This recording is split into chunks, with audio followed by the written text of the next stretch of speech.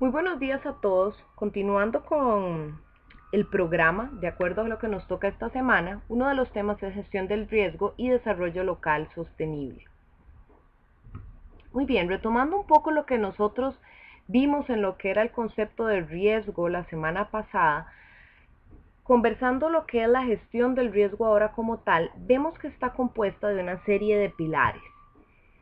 Uno es la identificación y diagnóstico. Es muy importante, como mencionamos, tener un inventario de los eventos que acontecen en una localidad, tener una caracterización de las mismas, conocer la propia vulnerabilidad de una localidad, para que de esta manera podamos nosotros crear modelaciones probabilistas de riesgo o inventarios de efectos económicos en eventos menores. Este proceso de identificación y diagnóstico nos va a ayudar y nos va a nutrir en los demás procesos, que tiene que ver, uno, muy importante, prevención y reducción del riesgo. De acuerdo al diagnóstico que yo planteo, yo ya puedo emitir una serie de criterios técnicos que respalden las medidas de mitigación y de prevención del riesgo que voy a proponer. Por otro lado, también puedo tener un mejor manejo de emergencias y desastres, que este proceso o este pilar tiene que ver más que nada con la rehabilitación de servicios básicos, con la atención de las personas que sufrieron del desastre. Y también esta identificación y diagnóstico va a ser fundamental, van a ser insumos fundamentales para lo que es la transferencia y retención del riesgo. Este proceso tiene que ver mucho con analizar hasta qué punto yo como gobierno local, como organización o como gobierno nacional voy a retener el riesgo, y esto podemos relacionarlo, por ejemplo, con fondos de emergencias que crean nuestros países, hasta qué punto yo puedo afrontarlo y hasta qué punto ya no puedo. Entonces, con base en la información que me den a mí las curvas de pérdidas, yo voy a tener un mejor panorama de ver hasta dónde yo puedo afrontar el desastre y hasta dónde yo ya debo de transferirlo. ¿Cuál es la forma de transferir el riesgo? Mediante mecanismos de seguros y reaseguros. Muy bien, ¿por qué resulta importante incluir la gestión del riesgo en diferentes organizaciones como pueden ser públicas o privadas? Y esto es importante que nos quede claro porque ahora a nivel internacional se está hablando de que los sistemas nacionales de gestión del riesgo deben de contemplar ambos sectores, tanto sector público como privado. Tiene que ver mucho con el desarrollo local sostenible. Definitivamente la gestión del riesgo y el desarrollo local sostenible se alimentan. En cuanto a definiciones del desarrollo local sostenible, tenemos que este tiene como objetivo la reestructuración del sistema social y económico, aumento de capacidad de generación de empleo y mejora del nivel y calidad de vida de la población. Al tener esta palabra local, esta debe ser una política hecha desde y para el ámbito local, teniendo en cuenta lo que son los factores endógenos, sin embargo, tomando en cuenta también lo que son los factores nacionales y supranacionales. El desarrollo local sostenible llega a resolver problemas complejos de gestión de recursos que tienen que ver con la economía, con el ambiente, con los espacios urbanos y rurales, la cultura, la identidad, los derechos humanos, el buen gobierno y la salud de la sociedad. Aquí vemos, y es muy frecuente, que el desarrollo ha sido confundido en el pasado con crecimiento económico. Sin embargo, si hablamos de desarrollo local sostenible, es importante tomar en cuenta 4 dimensiones. Una es la dimensión ambiental, otra la sociocultural, otra la político-administrativa y finalmente la económica, que es la que siempre ha sido tomada en cuenta. Es importante que todas estas dimensiones trabajen juntas entre sí con el objetivo de lograr todo lo que plantea el desarrollo local sostenible. Si ustedes gustan, yo les puse una lectura de apoyo que se llama Unidad 1, llamada Descentralización, Globalización y Desarrollo Local Sostenible, que por supuesto que profundiza más este concepto. Entonces, siéntanse libres de recurrir a ella en cualquier momento. Algo muy importante es que se plantea ahora que los proyectos, esto por ejemplo va más dirigido a lo que puede ser un gobierno local, donde se mencionan de que en un gobierno local existen una serie de actores o grupos de interés que deben trabajar en conjunto para lo que son propuestas o proyectos de desarrollo. Todas estas propuestas, lo ideal es que incorporen acciones y partidas presupuestarias que las sustenten referentes a la gestión del riesgo y que se aborde el riesgo de una manera transversal en la planificación institucional. ¿Por qué también se le da mucho énfasis a la parte local?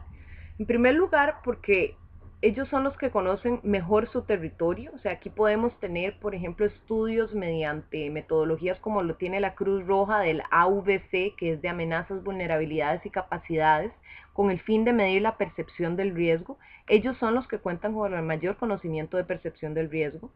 Son los primeros en reaccionar ante una emergencia y son los más interesados en promover su propio desarrollo y bienestar. Nosotros ya vimos lo que eran los pilares de la gestión del riesgo, ahora podemos ver los diferentes enfoques que tiene la gestión del riesgo. Una gestión integral del riesgo tiene 3 enfoques: prospectivo, correctivo y reactivo. El prospectivo va más relacionado con acciones que se realizan para prevenir el riesgo futuro. Esto tiene que ver con planificación a largo y mediano plazo. Algunos ejemplos de esto son estudios de amenazas, estudios de percepción del riesgo, trabajo con comunidades, capacitaciones, planificación y por supuesto todas las acciones de ordenamiento territorial. El otro enfoque es el correctivo, que es muy apagafuegos, suelen ser acciones que se realizan para reducir el riesgo actual. Tienden a ser cíclicas. ¿Esto qué quiere decir? Por ejemplo, muchos de nosotros acostumbrados en nuestros países a cuando empieza la época de lluvia, se ve que se empiezan a hacer trabajos de reforzamiento de diques, de dragados del río, esto con el fin de evitar que se den las inundaciones o de limpieza de alcantarillas. Esas son acciones de tipo correctivo. Y finalmente tenemos las acciones de tipo reactivo, que son las que se realizan para afrontar el riesgo una vez que se materializa, o sea, una vez que se dio el desastre. Estos pueden ser acciones de atención en crisis, de rehabilitación de servicios básicos, etc. En general, este enfoque, vamos a ver ahora de qué manera tenemos 3 enfoques y de qué manera hemos estado invirtiendo tradicionalmente en nuestros países, muchos en vías de desarrollo, los recursos. Suele dársele muy poca importancia al enfoque prospectivo, un poco más de importancia al correctivo y finalmente la mayoría de nuestros recursos se nos van en la atención a las emergencias. Definitivamente esto nosotros no lo podemos llamar invertir, sobre todo si lo empezamos a relacionar con los procesos de desarrollo local sostenible que se plantean en las comunidades. ¿Qué es lo que sucede? Que los desastres definitivamente llegan a crear una pausa en todos los procesos de desarrollo, una interrupción muy fuerte, que trae afectación a la calidad de vida de las personas, que trae afectación sobre todos los recursos que dispone una comunidad y llega a crear un alto en todos los procesos de desarrollo a futuro. Los desastres, como nosotros vimos, tienen una relación con la pobreza. Muchas veces los desastres tienden a ser más onerosos en los estados en vías de desarrollo. ¿Esto por qué? Porque tienden a afectar a gran cantidad de comunidades que se encuentran en vulnerabilidad. Luego, otro factor importante es que el desarrollo puede aumentar la propensión al desastre. Y ojo ahí, es un desarrollo mal planteado. Es un desarrollo que no toma en cuenta el factor local ni el factor sostenible. Muchos proyectos que se plantean de desarrollo se hacen sin conocer las amenazas naturales, antropogénicas o socionaturales que acontecen en una localidad. Tampoco se hacen pensando en la vulnerabilidad existente ni en la vulnerabilidad que puedo yo construir, y muchas veces estos proyectos más bien llegan a aumentar vulnerabilidad y por lo tanto aumentar la propensión del riesgo a desastres. Una vez que se dan los desastres, se tienden a interrumpir programas en marcha y se desvían recursos que ya estaban asignados. Lastimosamente, muchos de los recursos que ya estaban asignados eran hacia programas sociales, medioambientales o de educación. ¿Y qué es lo que pasa? Que se toman todas esas partidas presupuestarias para estos proyectos y se les empieza a asignar a toda la atención de emergencia. Entonces dejamos descubierto muchos programas de desarrollo que teníamos planteado y generamos de hecho un círculo más que virtuoso, un círculo defectuoso en lo que es un ciclo defectuoso en lo que es el desarrollo local.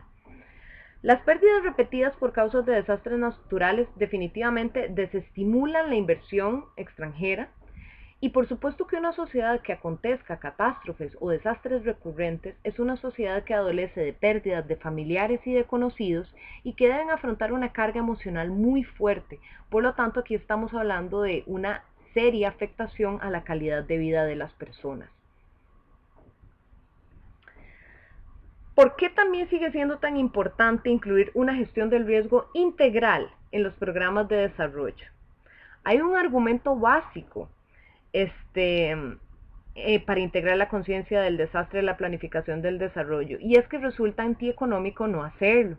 Existen muchos estudios, por ejemplo aquí cito un estudio de la CEPAL que menciona que por cada dólar que se invierte en gestión del riesgo en lo que respecta a prevención, mitigación y reducción de desastres naturales, se logran ahorrar 7 dólares que se involucrarían en la recuperación de los mismos daños.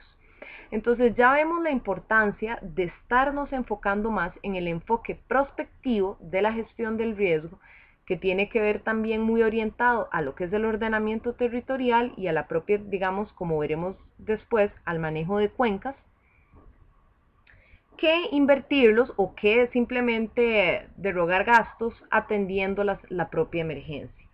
Aquí les brindo un ejemplo, como es el caso de Ecuador, donde ellos implementaron un plan de gestión del riesgo y lograron no solo evitar desastres mayores en un lapso de 4 años, entre 2008 y 2012, sino que han conseguido ahorrar 9.5 dólares por cada dólar invertido en prevención.